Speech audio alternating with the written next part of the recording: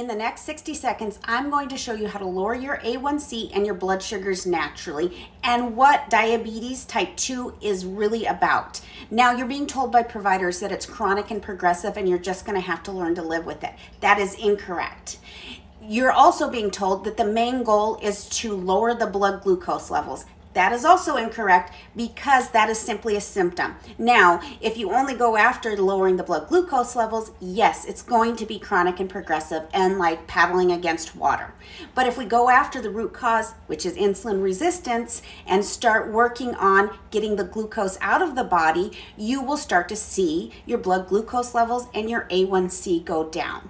The only way to do that is to go nutritionally and to go in a lifestyle manner. And that's by going ahead and spacing out meals and burning off the stored glucose. So type 2 diabetes is a disease of having too much glucose in the body, not just too much glucose in the bloodstream. When you start out life, you start out with this empty sugar bowl. So over time, we start filling this sugar bowl with sugar, with carbohydrates, juices, and sugar, right? You start simply filling it. Now, in order to burn it off, you have to take time and space out your meals. You get rid of it here, right? You get rid of it, but most of the time we eat 6 frequent meals during the day, and over 20, 30 years, you eventually fill up your sugar bowl right here. And then eventually it's going to start to overflow. When it overflows, then it goes into the bloodstream. So our type 2 diabetes treatments simply take the glucose out of the overflowing bloodstream and stuff it back into the body.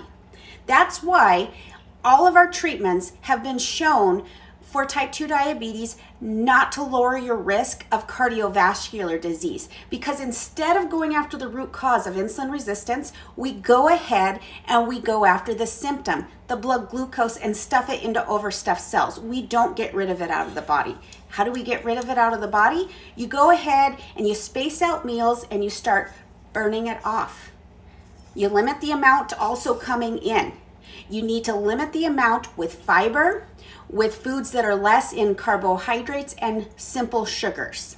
Now, I've done a video in a little bit more expanded version. You can go watch this to learn more about it. You can watch the extended version right here where I talk a little bit more about how this concept works. You can also learn more about the tools that I used to lower my insulin resistance, as well as my weight and my visceral fat around my belly.